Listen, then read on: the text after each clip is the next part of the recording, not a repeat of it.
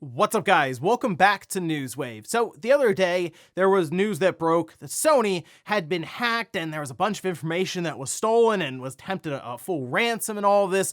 Well, now Sony has provided a response and we'll go over that here today. Also, we are going to be talking about some clarification of a previous story about a developer who apparently was targeting Nintendo's next generation system, but it turns out it was exactly what I expected. And we'll also be talking about Capcom, who has now said that game prices are too low, and you know what? They're kind of showing that with Resident Evil 4 on the iPhone. Guys, if you enjoy these videos, make sure you hit that like button, helps that a ton. And if new here to the Spawn Wave channel, make sure you subscribe down below. And we're gonna start today with a really cool retro find. Now, this was a video that was posted up by MVG, and that's titled, you can see here, a Crash vs. Spyro Racing, original Xbox prototype found. Now, this is a really cool video. I recommend checking it out because he basically has a hard drive that was sent in, and he manages to pull the information from it, and of some of the different files found, he came across what appears to be like an early prototype build or a pitch build for Crash vs. Spyro Racing, and was able to verify this by going through some of the different files and coming across an FMV that basically showcases just that. You're picturing in your mind, yes, Crash Bandicoot, Spyro the Dragon lining up and racing around a track on different carts. So it's interesting because this would have been from like obviously the early 2000s with like the Xbox and the PS2 and the GameCube, but also the history behind it, really the studio that was working on it and how it came to be, also very interesting, and he outlines that in his video. I won't spoil it. I would recommend go checking it out and see what could have been with, I guess, the original crossover for Crash and Spyro. Also, while we didn't hear anything about Hideo Kojima's Xbox game at Tokyo Game Show, Phil Spencer was asked about this and even responded as to why it hasn't necessarily shown up maybe on stage or in a presentation just yet. And we can see this posted up, this over on Game Watch, and it is translated using Google, so it does sound and look kind of weird at times, but we'll go through it here. After being asked about that, even saying that the interviewer was disappointed that they had not seen Kojima's new work there just yet, Phil said, "I think the project is going well so far," even saying that, hey, I'm going to be meeting up with him very soon. In fact, there were images that were posted up on Twitter with Kojima's company, the Kojima Productions, all of this, showing some of these images. But it says Mr. Kojima is an innovative game creator, and he is trying something new with this project. And I think it is necessary to work on realizing that vision away from the spotlight, going on to say that, or do what they can to help him and all of this. But I'm curious how they're going to explain this project, because I think it's going to be, yes, very weird. It's Kojima. He's going to obviously do something weird, but also if it does intertwine the cloud in some way, trying to explain how that's going to work exactly without us necessarily experiencing it right then and there, I think will also be kind of a trip. So I'm going to be curious if we get some more cryptic stuff leading up to it, kind of like with Death Stranding, where we saw many trailers and we had no idea what was going on. Maybe we get something like that over the course of the next couple of years. But basically, hey, Kojima's working on it, just not ready to show it yet. We don't want to just push him up on stage just to push him up on stage and show some random screenshot that doesn't make sense in the first place. Oh, and for Final Fantasy fans who are maybe hoping to have Ever Crisis released on something that wasn't just a cell phone, we have good news, because it looks like it has now been announced for Steam. We can see this posted up over on Gamatsu, citing the official Final Fantasy VII Twitter account, saying that the PC version is currently in development, and they'll share data with the mobile version, all that, but not really any information around release date or anything there. But again, good news for people who wanted to play Ever Crisis on something that wasn't just your cell phone. I'm curious if this makes its way to consoles at some point. And I say that because we had, of course, the classic Final Fantasy games that were just on phones and PC, and then eventually they made the jump. Maybe Ever Crisis will do something similar, but at least for now, if you wanted to play it elsewhere outside of the phone, just keep an eye on their Twitter account, and hopefully they get a release date, and they also mention that it's going to be coming out worldwide. And guys, with some of the quick news out of the way, let's get into the bigger stuff. Let's start right away with a pretty serious thing that's going on right now, and this is an evolving story with Sony and an alleged hack that has happened where a ransomware group managed to pull about 6,000 files, as they are saying, and they showed some screenshots to verify this, or at least just prove that, yes, we not only went through their login page, we also pulled all this stuff, these different slides, PowerPoint presentations, and then basically file trees of different things that they managed to pick up. But people are still pretty skeptical because it's 6,000 files. If it was all of Sony's systems, as they are saying, probably would be more than that. Nonetheless, of course, as the story continued to break, a lot of outlets reached out to Sony, and we're just trying to get really a response, something saying that, yeah, this is an actual thing, we're working through it, just anything they can there on that end to show that, yeah, we are dealing with a potentially serious hack. Well, it looks like IGN did get a response, and we could see this posted up over on their website, where this statement from Sony to IGN saying, "We are currently investigating the situation, and we have no further comment at this time." So that it sounds like Sony was getting hammered all over the place with, hey, what's going on, what's going on, what's going on, but they don't necessarily have all of the puzzle pieces to give you the exact play-by-play, here's what was taken, anything like that. Clearly, they're still going through it, and they just want to say, hey, we are working on it. We're not, like, we noticed that this has happened, and we're trying to figure out exactly maybe how much was stolen, what was stolen, any of that. Because remember, this group has allegedly put basically a timer on this. If it's not sold to someone maybe on the, as they're saying, on the dark web, then it will just be released on September 28th. So this week, apparently just a bunch of data could be dropped online from Sony. Now, we don't really know what exactly was taken, and I hope that if Sony realizes that customer data was part of this breach, that they would immediately make a statement like, hey, you might want to change passwords, double check your credit card statements over the next week or so, maybe even cancel a card if you had it on file, etc., etc. But there's also a chance that this is just very basic data that really has nothing to do with customers and barely has anything to do with any serious stuff within Sony. Again, 6,000 files, all of Sony's systems. I'm picturing a bit more, but we'll keep an eye on this as it continues to evolve and Sony is able to provide more context to the situation, specifically with maybe what was stolen and the path forward if customers are affected. So stay tuned, of course, and we'll see what happens. Next up, let's talk about a developer who is clarifying a situation around apparently their game targeting Nintendo's next generation system, as we all have dubbed it at this point, the Nintendo Switch 2.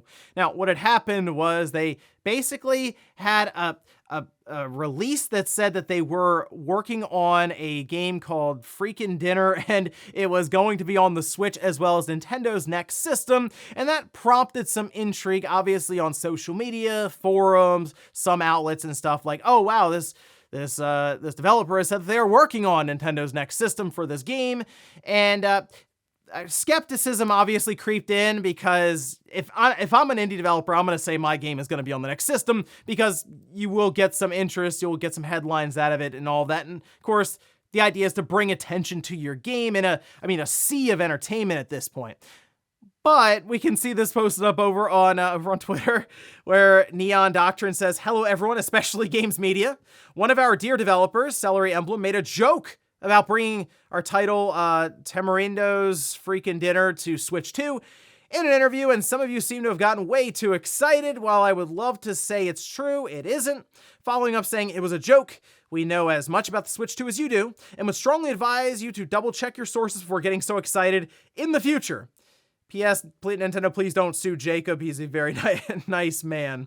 And that's obviously some context that was lost in that whole thing, especially on social media where it can make the rounds, and it's just text. You kind of read it the way you want to.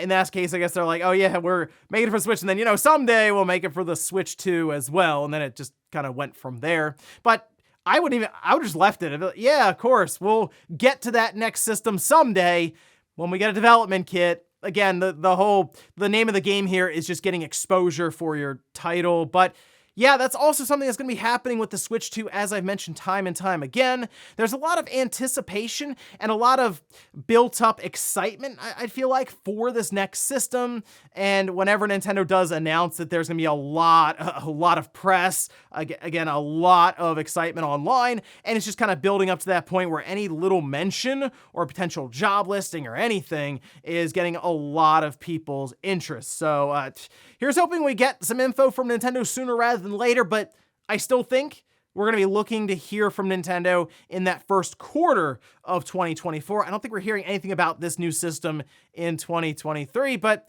I guess we'll see. Next up, let's talk about PlayStation Plus Essential for the month of October. Now, these games haven't officially been announced at the time of this recording, but a very reliable source has leaked 2 of the 3 main games for PlayStation Plus Essential for next month, and it's definitely better than last month with Saints Row, but we can see this posted up over on D-Labs, and it looks like the first game is the Callisto Protocol.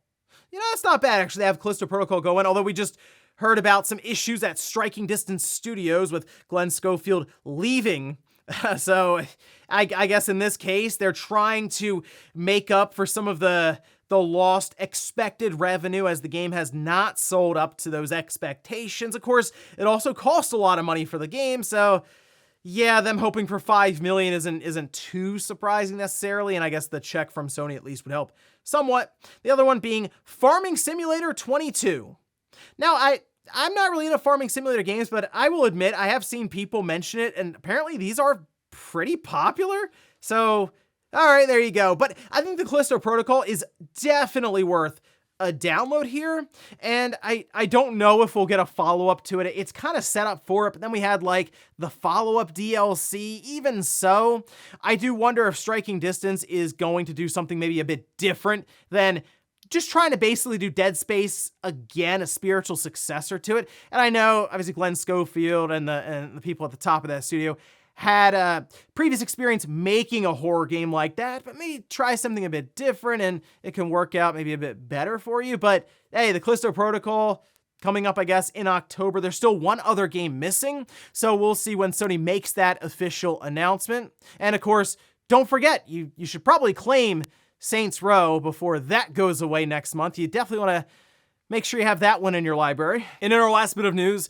let's talk about Capcom, as we have 2 stories that are linked together pretty well, I'd say, because it comes back to the pricing for different games. Now, Capcom has still been releasing their titles at that $60 mark, which has surprised me actually a couple of times, since you figure Resident Evil 4 Remake, that might have made the jump to 70. No, okay, well, what about Street Fighter 6? No, that's still 60. Okay, I'm pretty much expecting a lot of these big companies to make the move to 70, especially when they just start targeting these current gen devices and leave the PS4 and the Xbox One behind. And it looks like that is probably Capcom's strategy heading into 2024, because in an interview at TGS with the COO at Capcom, they basically said that games are, well, they're too cheap right now. We can see this posted up, this over on Eurogamer. And in that interview with Nikkei, they say, personally, I feel that game prices are too low. There you go. Saying development costs now are about 100 times more than they were during the Famicom era, but software prices haven't gone up to that extent.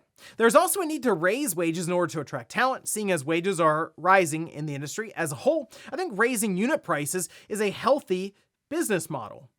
Now, I know prices for things have been going up a lot recently, especially in the last year or two, but I have also noticed that Capcom does quite a bit with microtransactions in just about all of their games. I mean, even Resident Evil 4, there's microtransactions all over that thing. Talked about Street Fighter, how expensive some of the, like when the turtle stuff showed up, that was pretty pricey.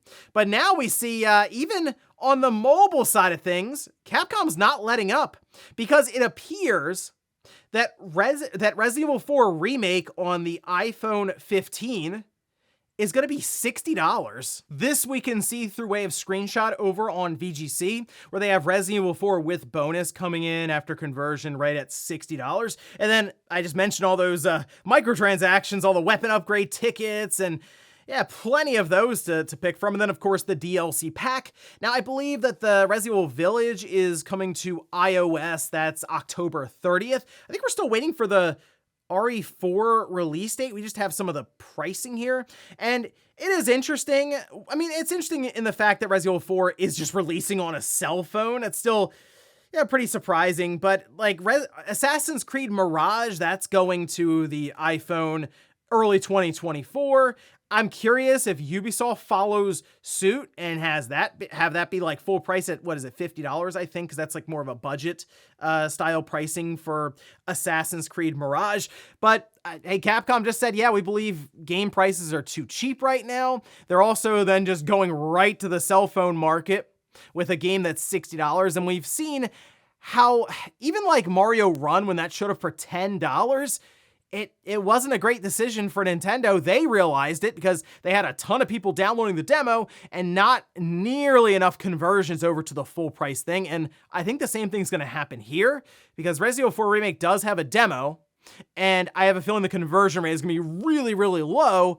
So even Capcom will kind of look at this and be like, oh, can we not move a lot of games over to phones specifically and still get that high price point? That's just something that phones are still dealing with in general because the market is covered in these free-to-play games, so you just waste your time doing that rather than buying a full-on title at $60 that is going to control kind of funny as it is, and if you hook it up to a TV, you're not going to get the same performance or visual clarity that you would if you hook up your Xbox or your PlayStation 5. But Capcom, I'd expect them going into next year to move up to that $70 price point. For example, when the next Monster Hunter gets announced, it's probably gonna have a $70 price tag. And before we go to the comment of the day, we're taking a look at the poll that I posted up yesterday, where I ask, will we see a jump to $80 games in the US before the end of this generation? Okay, 59% say no, 41% say yes.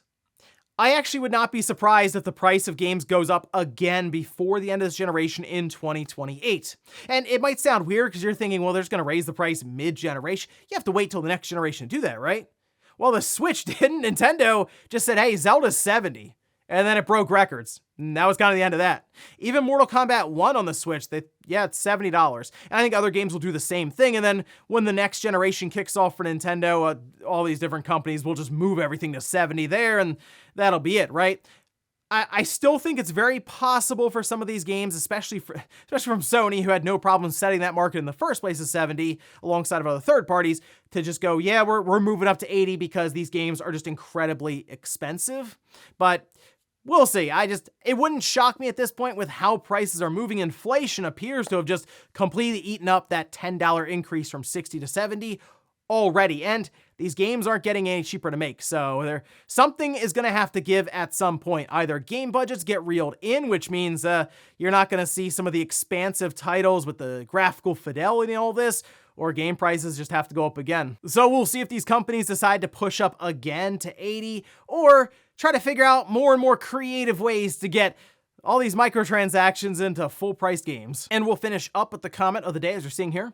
This is from user who says, Microsoft is definitely acquiring Platinum Games. That would explain why the director left. If I remember correctly, Platinum Games wanted to be acquired by someone. You'll hear about this probably next year.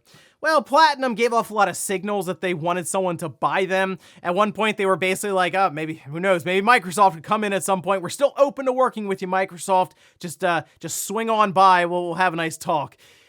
Yeah, the thing with Platinum, though, is they don't really control any intellectual properties, like Soul Cresta, Wonderful 101. I don't know if that's attracting any of the big publishers to take a look at them.